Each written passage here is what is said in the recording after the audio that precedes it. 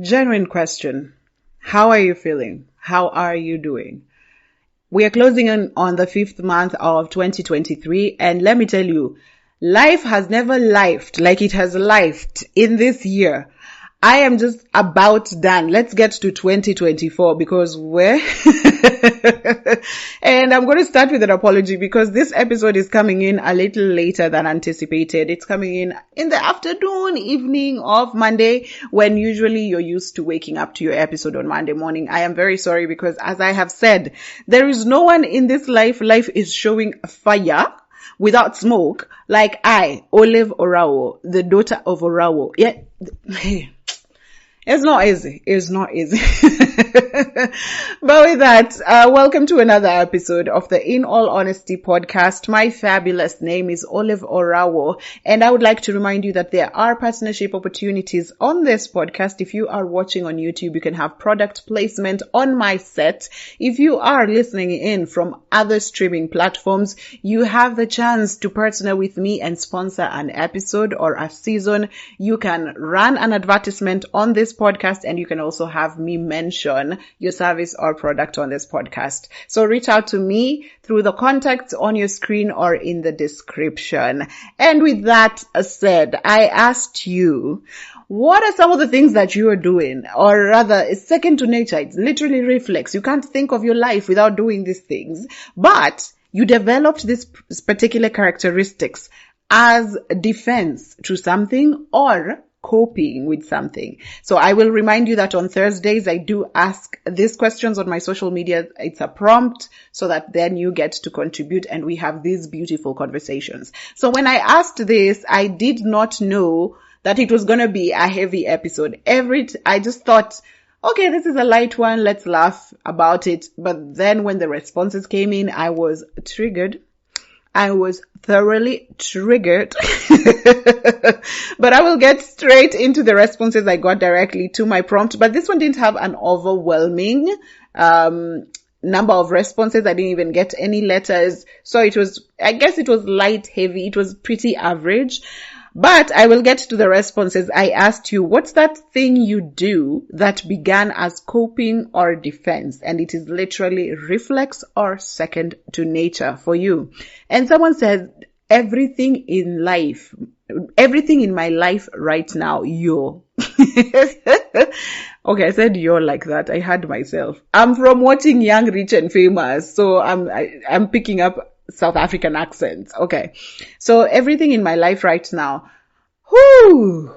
That sounds like a lot, but my thinking or my guess would be that you are right now going through a survival phase in your life. You know, survival is when the bills need to get paid or you're working in desperation towards something. So everything in your life is in survival. You can't remember life when life was just life, when you could wake up and think of something that was not, what do I need to do today to achieve this particular target, right? So I think if you are in survival mode, it is very easy for every aspect of your life to be on survival. Like, I don't know, it's life for you. It's every day and waking up and choosing to stay alive and finding ways of staying alive. So I hope it gets better for you. I really hope it does. Someone else says, masturbating. Sorry, but you asked. I'm not judging. Why are you bombasting me? I'm not judging, but I don't know what it is you were responding to with masturbation. That would be interesting to learn. But anyway, is it an addiction? Is it something you want to see a specialist about? If it's just normal masturbation, we all touch ourselves, please. It's okay. Move on with life. Something else. Someone says, silence Jew, it's illegal to kill. I guess this is when someone has done something to you and you're just like, I want to say, but I will not say. I want to do, but I do not like jail. So I will hold my peace. I would really, really understand that. Anger management, I guess. Someone else says sleep. I was triggered when I saw this because let me tell you, when I'm going through something, I just sleep. So over the past couple of years, I have been studying who I am. I've been very intentional in my self-awareness journey. And I then realized on days when I'm very sleepy are days when I'm dealing with stress or something negative. So I didn't know that before because I suffer from insomnia. I don't have sleep. I've always survived on 2 hours of sleep every day. But then when it gets to a point where at daytime I'm asleep, at night I'm asleep, I'm lying on the couch, I sleep, I just know, okay, yes, there's something here I'm dealing with. I need to figure out because it's affecting my mentals. So I do understand when sleeping is your way of escape. Very, very understandable. Someone else says, eat cake. Yes. People who resort to eating when dealing with something negative, it is very common.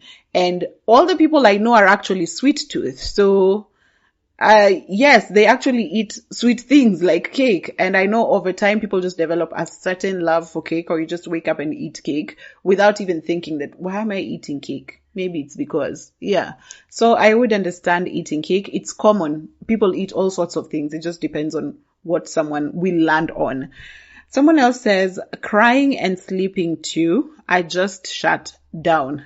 As I have explained, this is exactly my process. What's different is that in a couple of years now, I haven't cried over negative feelings. And I think I got worried the other day. I was just like, am I a monster? But sleeping, I do sleep. When I'm feeling disappointed, any sort of negative feeling, I sleep. And this person mentioned something interesting. I just shut down. Shut down is a very important word for us who deal like this. I swear I don't even need to cue it. If something happens to me right now and I'm feeling a negative emotion, my eyes get drowsy immediately. Like my body shuts down by itself. I don't have to do it. And yeah, it's very interesting to see that there's actually someone else who understands exactly what I mean. Someone else says, getting over stuff way too fast. Now I can't remember people's names after 2 minutes. Men Kwanzaa. You get over people like this. And negative emotions. I think, okay, I don't know what the backstory is, but for me, I have a similar trait. And mine came from survival mode. At that point when at that point I remember I'd survived suicide and, you are just here now. And I'm thinking, if I have to leave, man, I have to leave well. So every day you're on survival. Every day you have to find food. Every day you have to find money for rent. Every day and you get into survival through, like your whole life is survival, that you wake up and you don't have time to mourn. You don't have time to process anything. You just take up what comes. What is positive, we take. What is negative, we move. So you're in the process like that. Your boyfriend breaks up with you, you have no time, you're moving, because tomorrow we need to find money and no one cares whether my boyfriend has left me. You get fired from a job or you get rejected from a particular application, you shelve it, move. So there is no point where you're actually processing the negative things that are happening to you. You just have to find money for the next day. You have to find money to feed yourself the next day. And yeah, so it just got to a point where you just get over people. Get over people.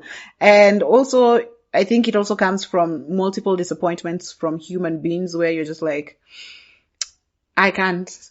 Object permanence does not exist. Someone else says, saving money. Sometimes I feel like it made me a miser, honestly. Yes, if you start saving money, you might be at the verge of being mean to yourself. So you have to strike a very good balance between saving money and being mean. Because then I have met people in my life who had money, yes, and they had this notion where I have to save. Millionaires said you need to save money. Millionaires said you need to buy cheaper things. So these people, I remember the first interesting person I ever met who was like this. We were getting paid the same amount of money. He was single as well. I was single. We lived by ourselves. We lived I don't know if his house was more expensive. I do not think so, because I lived in a bedsitter. He lived in a single room. That should have been cheaper than my house. But this guy would literally not even eat lunch. He'd just be saving money. And the problem is that you're saving money under the mattress or in a bank account. It's not gaining interest. Like, it's not a wise way of saving money, but you've come to believe that saving money is the right thing to do. And I can understand. Then you become a miser. Over time, you can't buy clothes worth 500. You can't buy shoes worth. You're just like, everything is waste of money. So I hope you strike a balance soon. But saving money is a good tradition and culture that you should have. But you will have to work towards striking a balance. And I really do understand what you mean. Someone else says, silent treatment. Whew. We have an entire episode of how I moved in with my ex-boyfriend and I could not process negative emotions. And the only way I knew how to deal with it is just go, Mom. I'm just zilch. Nothing. So it is an unhealthy way of dealing with people, especially loved ones. So I hope you find a way to get better at articulating what you're feeling so that the people around you don't feel like shit. Because honestly, that's what silent treatment makes you feel. Like, someone would rather shout at you than just ignore your existence. So I do understand how it could be your daily life. Someone does something to you and you just go, silence. I could understand. Someone else says, staring in the eyes of those I'm afraid of, they think I'm mad, confident, and serious. I think I'll start using this trick with my anxious tummy, because eye contact for me has been such a struggle for such a long time. And I have such big eyes that if I look away from you, you can tell immediately that my vision has shifted. So this is such a good trick. I'm going to try it. Every time I feel imposter syndrome, I'm going to look in the eyes of that person who is intimidating me. I think that's a brilliant one. Someone else says, reading. This is very, very common. You will be surprised. I also resorted to reading when I was younger. It was an escape from reality. So I don't know why reading for you is something that you do now more often, because what you were trying to deal with. But for me, reading, I realized when I moved into my own house, I stopped reading as much. I guess then all the walls came down. There's nothing I needed to run away from. It's now a safe space. It's now my house. It's now, I think, reading. That's why I've always asked myself, how come I don't read as much as I used to? And I think the most recent epiphany was maybe because now you don't need to get away from, you've set your life, you've set up your own life. So you don't need to escape from anything. I think so. I don't know.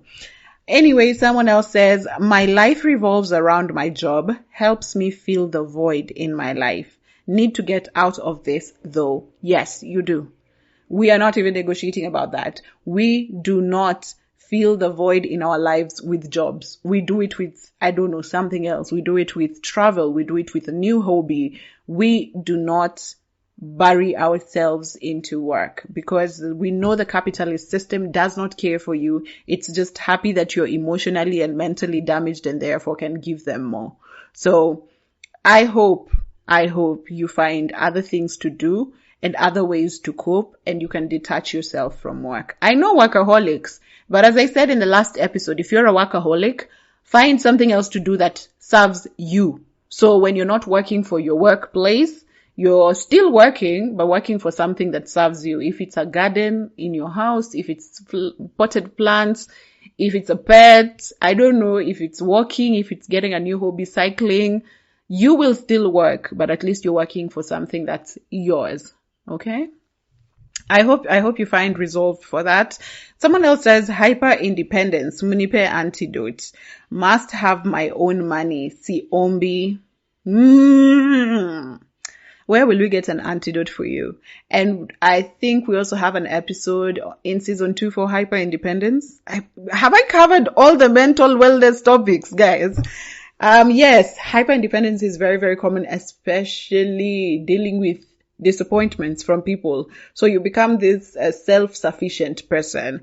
And I really do understand. When I said I have a plan A, a plan B, and a plan B for plan B, it's because,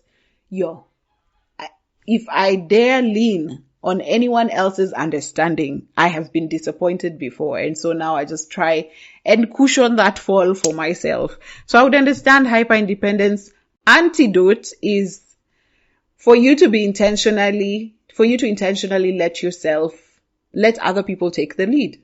Intentionally let other people take the lead. As I had mentioned in another episode, that now I started training myself to just let someone else reach for the bill.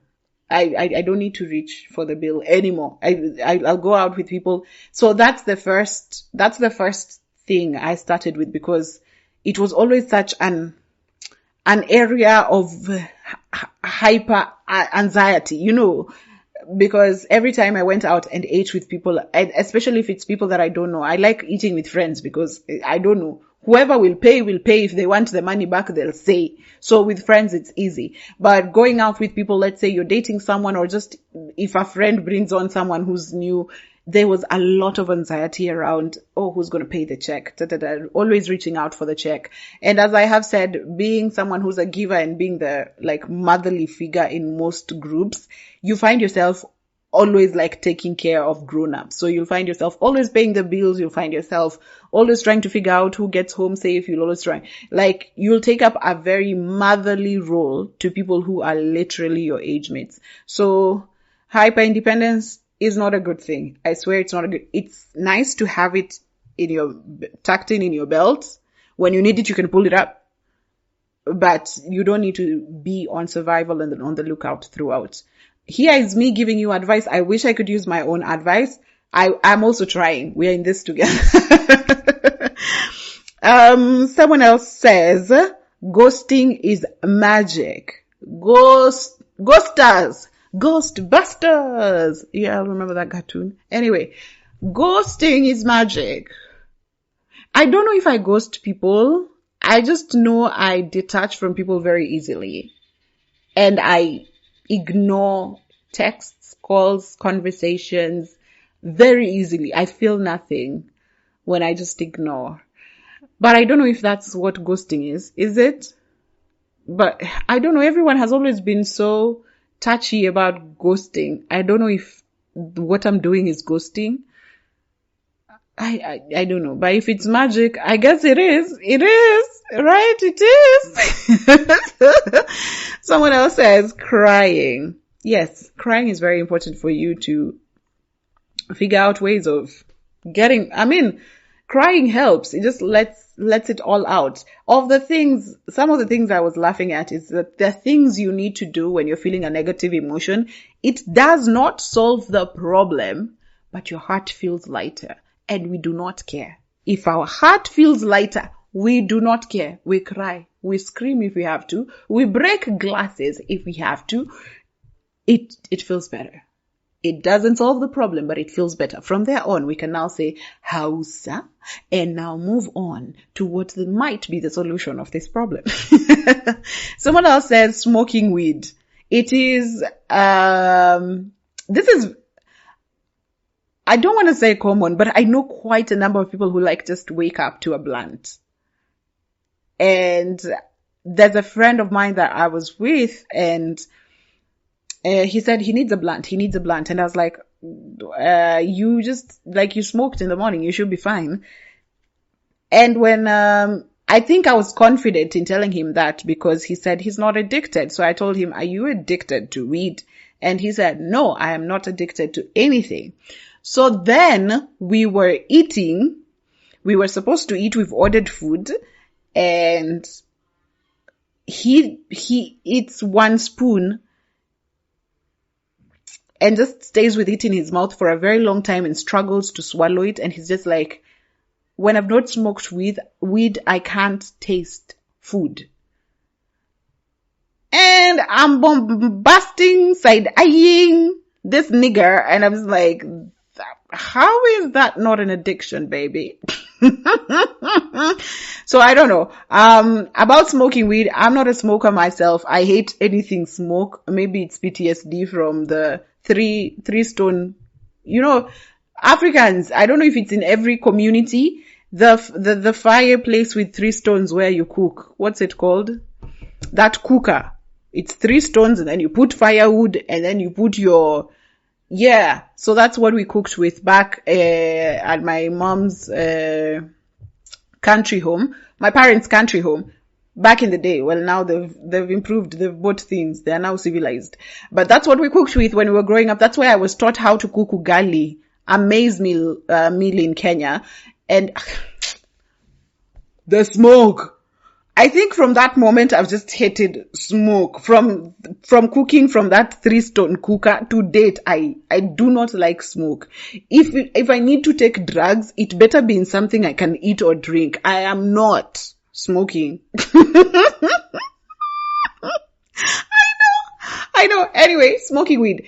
If it's something you need to do every day, I know that it is very common right now.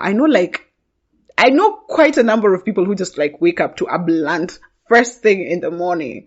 So I honestly don't know what to think about it. I've never judged my friends who do it. I don't know whether it's a way of coping. To me, when I see them do that, to me, it's just the way I wake up and drink water. I don't think about it. So anyway, and what was it that you started taking weed for? What were you coping with, or what were you defending yourself from? Yeah, that's also something interesting I'd like to learn. Someone else says, talking to myself to get myself to calm down and not cry, and listening to music with a lot of cussing. It helps me calm down. So talking to yourself, that should help you calm down. It should help you calm down. That, I don't know. Then you must be a very different person from me. Because if I'm going through something and I dare go to the voices in my head, I swear we're going to jump off the balcony. It's going to be bad. We do not consult ourselves in high tension situations. But I'm glad that this works for you. It helps you to calm down, and listening to cuss songs, music with a lot of cussing. I feel this is very, very interesting. I feel it is your version of my poetry. So back when I used to get angry a lot, I would get angry and then I'd write my feelings with so much anger. I'd write everything I'm feeling. If I feel like calling you a cow, I'd write, you're a cow. And then I would tear up the pages. And then it just made me feel better. So I guess that's what listening to music where people are cursing helps you. I'm happy. I'm happy that this one works for you, especially talking to yourself. I think that's a very, very beautiful thing to have. Someone else says, knowing a romantic relationship won't last as long, therefore not being disappointed when it ends. I know this one because I have mentioned in a previous podcast that I have never, when I get into a relationship, when I start dating someone, in my head, I never see the long-term picture of that relation. In my head, I have never ever pictured what this would look like in 3-6 months.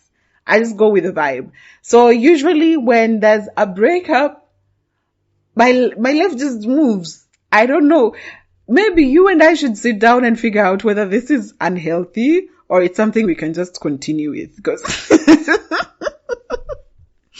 because you just know this nigga will be out of here in a few. So when they leave, you're just like, oh, you stayed a little longer than I thought. But anyway, yeah. Someone else says, I don't express my emotions to my partners. It's bad, Olive. I'm unlearning that now. I really do get you. I have emotional detachment from humans generally. So people find me to be very open. You listen to all my podcasts and you will literally, there is nothing, if you've listened to my podcast from season 1, there is nothing you do not know about me. But somehow, there's a lot that you just don't know about me. I don't know how it happens. I'm very enclosed, especially with my emotions. And I don't share a lot, even with friends, even with romantic partners. With romantic partners, I started to improve because I needed to work on my communication skills, and I also needed to draw boundaries. So I started with people I was pursuing romantically. So when someone is new, I have to tell them, I do not take this, I do not take this, I like this, I do not like that. So I had to train myself and find the courage to just articulate what I am feeling. Expressing emotions, I think it's also I still struggle with it to date. I could love people with all my heart, and I just express love in different ways. I love gifting. I would love to do something for you if you were in need of help and you called me. I will love to come and help you with that thing.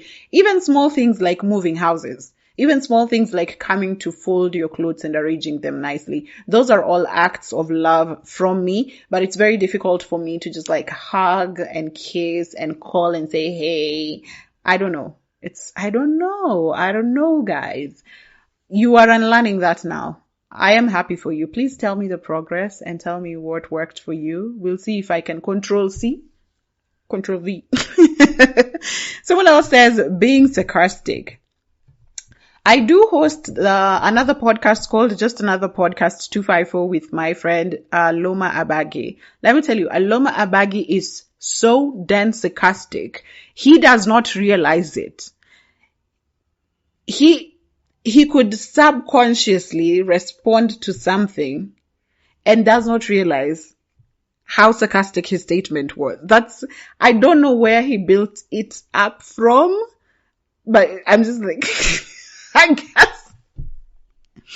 guess it's a way of coping or defending yourself from something.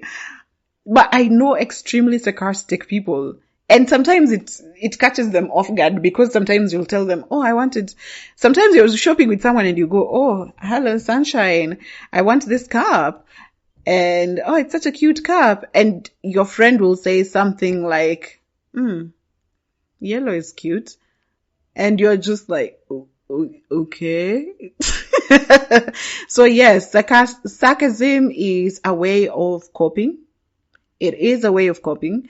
It's sort of coping with humor, I think. But anyway, anywho, someone else says, watching you, of course.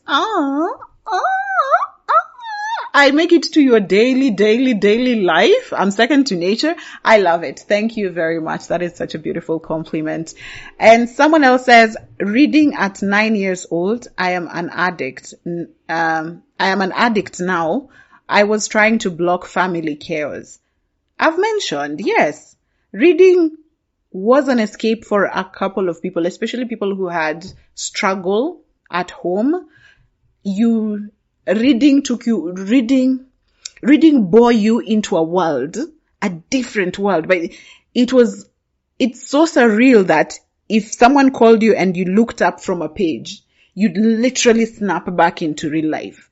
Literally, you transition realms when you're reading. So yes, I do understand this. It began as getting away from chaos that what you were experiencing with your family. But then over time, it just became part of you. You just read. I hope you've worked on, you're doing better now. I hope you're in a healthier space with your family, mentally, even for the things that happened at that time. But I don't know if reading is a bad thing. Is it a bad thing if it's if it's something you used to cope? Someone else says, watching while doing everything else. Wanted to escape reality. Now I just love it. I do it to relax. I guess watching TV. Very interesting. I think it's the same as reading, where you just want to get away from everything. And movies and series just take you into a whole new world. And no one wants to deal with this world. And something similar to this for me is I stopped watching news. At the time when I was depressed, I was suicidal, and I realized literally 90% of my problems was because after I've dealt with all the humans that I needed to deal with who were shitty in my life, I still would then sit down at 9 p.m. and watch news about how shittier humans are out there. So it was a lot on my body. And for self-preservation, I just stopped watching the news. And for people who knew me right up to around 2017, they'd be very surprised because I even bought my TV before I bought my couch, because I took up the tradition from my dad to watch the 9 p.m. news. So I studied journalism. So it was even way further emphasized for me. I could not miss the 9 p.m. news bulletin. And I used to compare. Literally, I can watch this today and then watch I'd switch between different media houses to see how they're reporting, who's reporting what about this particular story. I was invested in watching the news. And then it got to a point where I was just like, most of the time I feel like shit because I am consuming shit. So no, I don't want to do that. For self-preservation, I stopped watching the news, and it became so normal for me that right now, if I don't come across something that strikes my interest on, say, the social media platforms, I will never know what's happening around the world. Literally, a curfew can be announced right now and I will not know. If it's not on social media, I will not go look for what's happening around the world. Sometimes I get to see what's happening around the world because of my job. Working in SEO, you have to figure out what's happening to cover the news and all that. But personally, I don't care if this country burns down. No. I am not dealing with other realities. This reality is too much and I'm trying to escape from it. So yes, I do understand if you needed to watch to get away from reality. Someone else says, shutting down when someone is upset with me and people pleasing.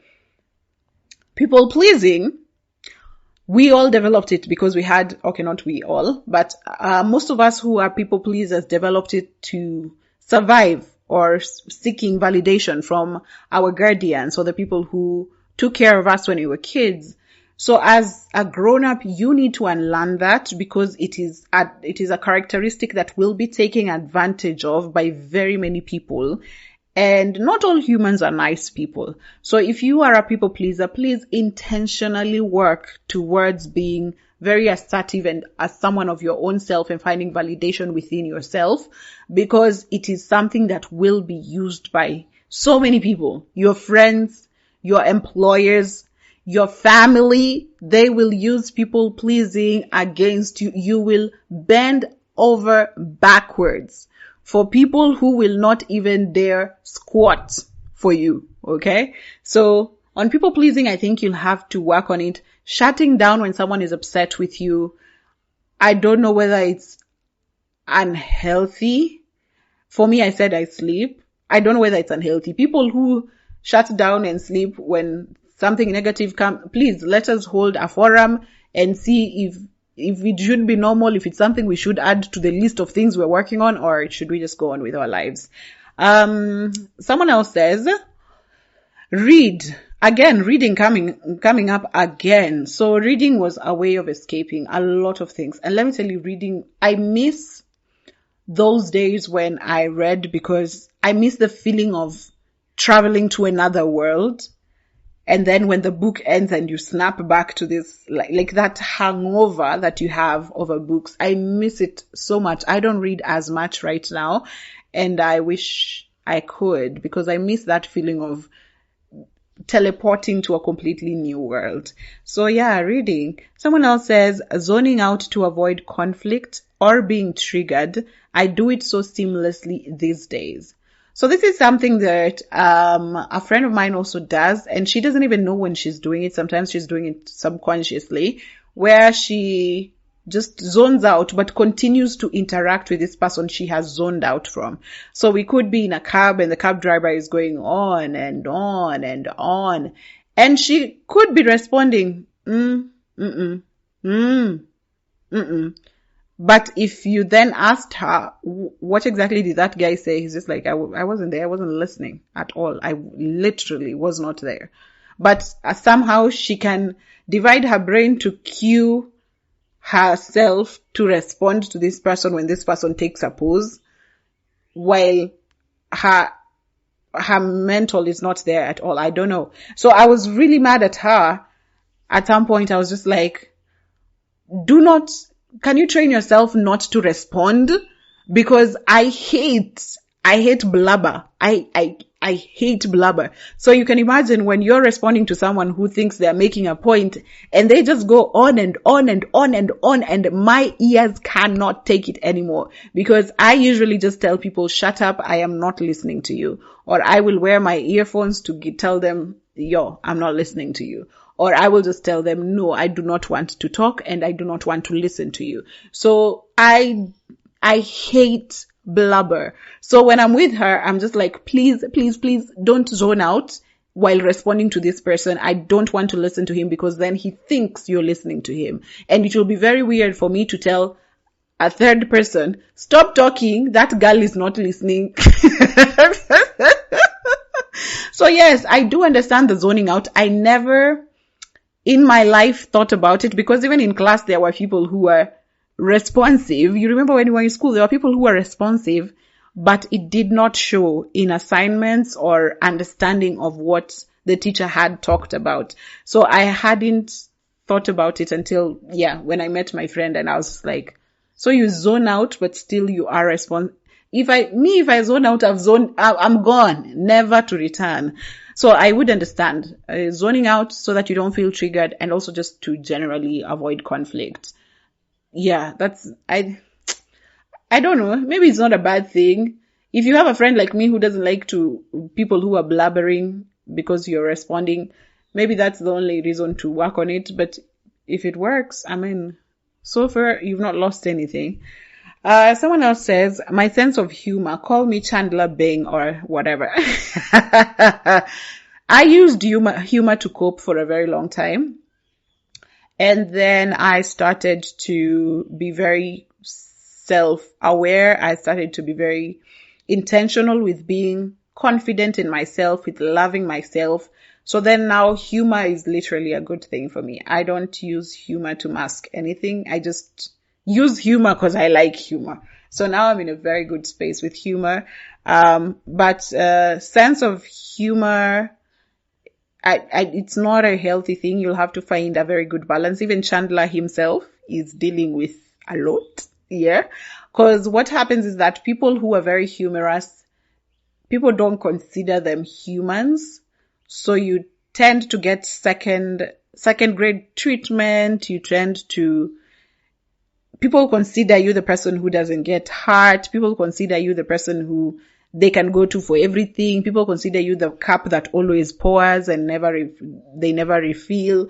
So be very careful about being the person who copes with humor. You'll always be the go-lucky person, but it's detrimental to your mental health. With time, you'll feel the weight. So I hope you learn how to strike a balance with your humor, and when it's a happy thing, I hope you get to strike the balance. Someone else says, I am hyper independent and it is exhausting. Started as coping from disappointment. We have talked about hyper independence. Yes. Hyper independence is so hard, but from my own experience, yes, it is exhausting, and I would like you to start being more intentional about not always being the mother hen, about not always reaching out for the bill. That's how I began. I was extremely hyper independent because of my moving to the city where I had no one. And then there was a time when there was just constant disappointments. Humans were being shitty left, right, and center. So then I became completely self-sufficient. Everything I wanted, I made sure I could find within myself. But then what happens is that you're always on vigil. You never have the time to also relax and be taken care of. So just also train yourself to let go. Train yourself to learn. Me, the first thing I started doing, how I started practicing, was going out on dates and going out with people and not being the first to reach out for the bill. I'll just chill. Let other people pay it also. Let other people also do whatever. Because then if you take up the mother hen role, if you're always the one who's always organized, the one who always has a plan B, what happens is that people just let you be you. And it's exhausting because then everyone then relies on you, because Olive is always the one who has the plan. Olive is always the one who knows what to do. So I hope you get to strike a balance as well with yourself. You can have the hyper independence, keep it in your belt. If you need it, take it out. But you don't need to always put it out as defense for yourself. I know. It takes time. You will work on it. No worries. Someone else says, make people laugh. Again, here comes the humor. Chandler Bing. You will have to strike a balance, because then humans just think you're the source of energy that we go to, the oasis that never runs out. So be very careful about striking a balance when it comes to humor. People will assume you've changed, of course. People think I've changed all the time. And I'm just like, no, you still know me as a very happy person. But you're just thinking I've changed just because this one situation, you've done something negative and I've called you out on it. And now you're just like, oh, you've changed. Why? Because earlier on I'd laugh about it and make a sarcastic joke. Yeah. So learn to strike a balance, and I hope it works out for you. Someone else says, being passive aggressive, I will literally act like I have never met this person before. Lol. Passive aggressive is very weird to me. Passive aggressive is, I've always interpreted passive aggressive as childishness. And I am so sorry, but I know it's also a way of like dealing with your thing. It's also your method and your process. I don't know if it's a bad or a good thing. Maybe, I don't know. I'm not passive aggressive. I've never had to deal with passive aggressiveness. I just have, if I meet you and I don't like you, I'll just tell you, oh, why are you greeting me and the way you treated me like shit when we were working at the. So yeah, maybe passive. But I have had situations where I've seen someone I know, they came up to me, they had treated me badly somewhere else, and I just went like, who are you again? Oh, where from? Ah, okay, it's starting to ring a bell. I don't remember, but it's starting to ring a bell. Yeah, I have done that before, but it's for people who really, really deserve it. Someone else says, keeping my phone on silent. D&Ds, come. We are meeting behind the tent. My phone is, I don't even know what ringtone is literally on my phone. I have no idea. It's been years of my phone just being on silent. And my sister moved to Nairobi, I think about a year ago, no, even less than a year ago. And I'm just learning to starting to learn how to have my phone next to me, because she calls, because she needs help with the city. It's a new city that's full of con people. So I am learning to be around my phone and to answer calls. And it's a lot for me because my phone has always been on D&D. I will use it when I want it. I will get back to you when I need to. I used to have, in my former house, I would leave my phone in the living room and sleep in the bedroom. Right now, I don't sleep with my phone on my bed. If I need to sleep, I will place the phone on my side table. I don't know. Yeah. But silent phones. Is it so bad? I mean, I'm not a doctor or a police, but yeah, people might reach you for help and you could be the only person they can reach for help. So yeah, I don't know. We'll see where to balance. But really, I don't even have an alarm clock. That's how much I hate listening to anything ring. Anyway, someone else says, this is the last person, people pleasing. Yes, people pleasing is a bitch. Learn to strike a balance. You don't even need to strike a balance. You just need to stop being a people pleaser. You don't even need to strike a balance with being people pleasers, because people pleasers will always attract users. And let me tell you, users don't care. They don't give a damn. They don't give a damn. Okay, let me read a response I got. So a longer response I got. I just got one. Someone says, I journal a lot, but always tear the pages anytime I feel much better, because I have mad anxiety that my journal could fall in the wrong hands. Yet I live alone. I understand. I also stress eat. Even when I'm having a bad day, my solution is just food, especially ice cream. I have a plan A, B, and C, and I will write them down on my journal. Example, if we plan to meet on this day, I'll plan ahead and other activities I can do instead, and a written excuse for if I decide to cancel. Sometimes I even rehearse it in the mirror. LOL. So you are basically just talking about your entire lifestyle, and you are a very anxious person. Let me tell you, anxiety is just a bitch. Anxiety is just a bitch. I don't know even where you're supposed to start with this, but yes, journaling is very therapeutic for me, at least. When I journal, I feel way better, especially when you tear the pages and then throw them away. It feels way better. I hear that people who burn the pages, and apparently for them, it feels really good as well. So journaling is very grounding for me. But I think also the aspect of anxiety comes in where you live alone and you also feel like someone will find my journal. Who will? But I do understand. Your life is just basically very different aspects of anxiety.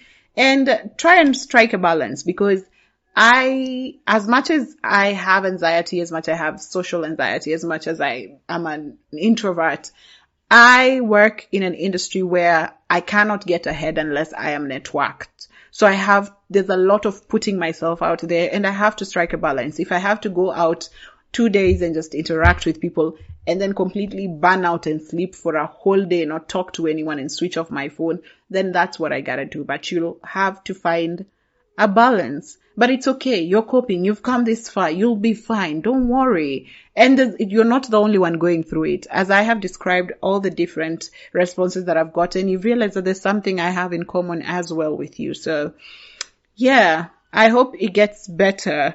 So, some of the pointers that I had for myself, some of the responses covered them. I had hyper independence. There's one, the meme that actually triggered this conversation. The meme said, I stopped caring as a coping mechanism, and now I just don't care about shit. And this is so true. Let me tell you, I feel nothing.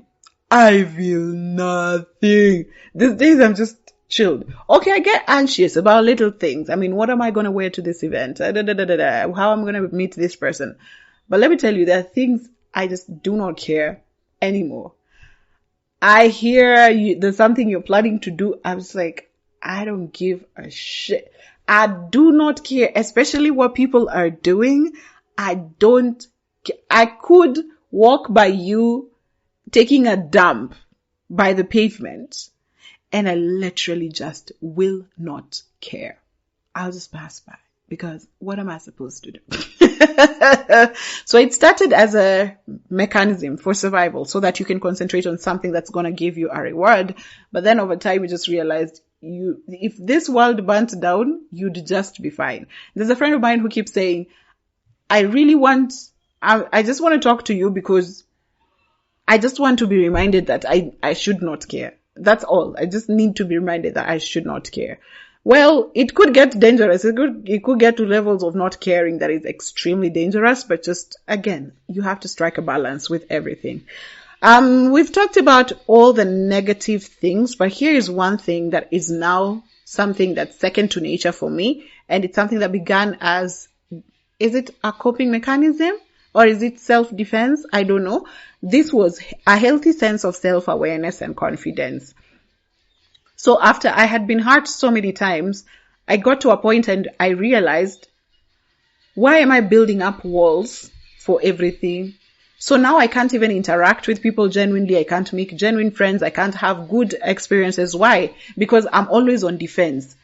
When you're going to meet A, you're thinking, okay, what if A does B? So you've put up a defense for B. What if A does C? You've put up so your whole life is just you on defense mode, and you're not even in the military. So I learned how to just find who I am. It was easier. Find, Olive, what makes you happy? Why did this breakup break you so much? Because you're finding validation from them. Then find validation from yourself. Why did this breakup make you so? Because it was the only person who reminded me I'm beautiful. Okay, then remind yourself you're beautiful. Tell yourself you're beautiful. Believe you're beautiful. So then this journey that I started on as coping with a heartbreak and also trying to make myself better for people who will interact with me in the future got me in a really good space. And now just general awareness of the things I'm feeling, who I am, what I want. And it's a good feeling. I wake up every day and I live like this. It's a lifestyle now. I don't think about it, what I'm feeling today. Do I feel confident? Do I want to be confident? Right now, I just wake up confident. I just wake up feeling good. I just wake up happy. I just wake up knowing what I want and things that are non-negotiables for me. It's literally default for me right now. So yeah, that brings us to the end of this beautiful episode that I thought would not be heavy, but yeah, you guys have a way of making everything worth the while. So I am really happy. Thank you so much for contributing. I will tell you again, look out for my posts on social media. That is Instagram, TikTok, and Facebook. I post across those 3 platforms. I post a prompt, and there you can be able to tell what we're talking about the next week. And if it's something that you want to contribute or share your story about, then you can send it in, and I am more than happy to talk about it. So until next week, remember that there's partnership opportunities on this podcast. You can have product placement on YouTube. On other streaming sites, you can sponsor an episode. You can sponsor a season. I was trying to remember the name. An episode or a season. You can have a mention on episodes. You can also run an advertisement on episodes. But until next time, my fabulous name is Oliver Rao, and this has been another episode of the In All Honesty podcast. Bye.